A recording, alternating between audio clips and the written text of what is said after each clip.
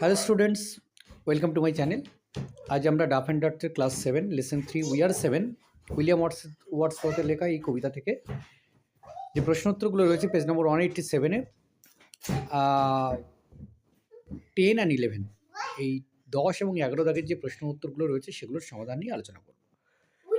নম্বর 10-এ যেটা রয়েছে যে প্রথম প্রশ্ন হচ্ছে how many dwell at Conway, কনওয়েতে কতজন বাস করে?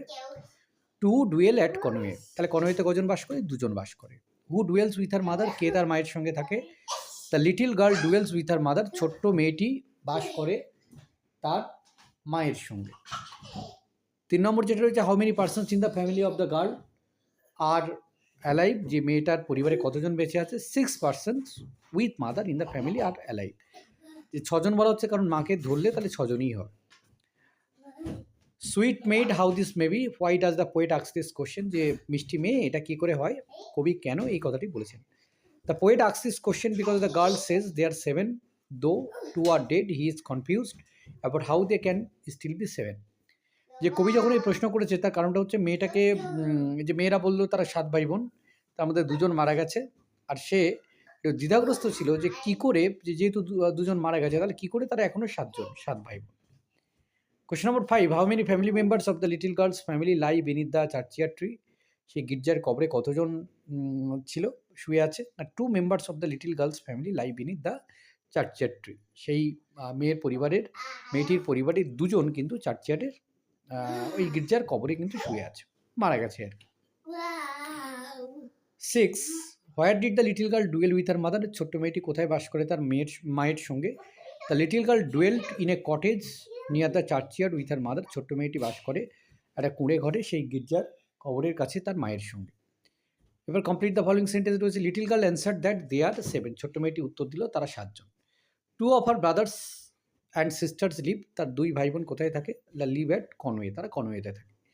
The girl dwells in the churchyard cottage with her mother, ছোট্ট মেয়েটি বাস করে সেই গির্জার কবরে তার মায়ের সঙ্গে।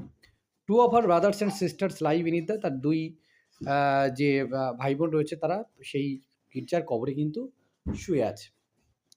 এবার 11 নম্বর, 11 দাগে যে প্রশ্নগুলো রয়েছে, প্রথম প্রশ্ন হচ্ছে দেখো, how many brothers and sisters does the poet count, মেয়েটির কটি ভাই বোন রয়েছে? না, the poet counts 5 brothers and sisters, 5 ভাই বোন কিন্তু রয়েছে, 7জন নয়, 2জন যেহেতু মারা গেছে।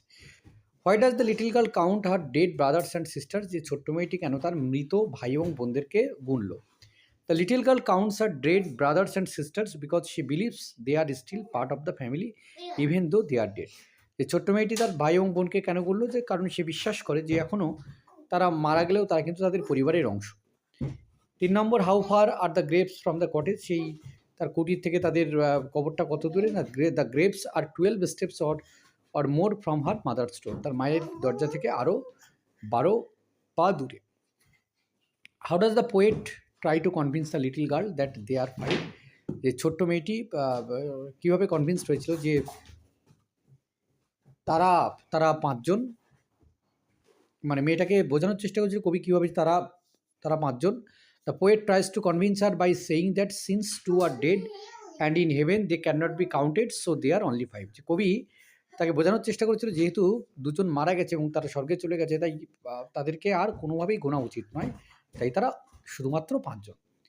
এবার আমাদের কারেক্ট অল্টারনেটিভ বেছে নিতে হবে। The grapes are green means they are died a few days ago, মানে ঘাস জমেছে মানে কিছুদিন আগে তারা মারা গেছে।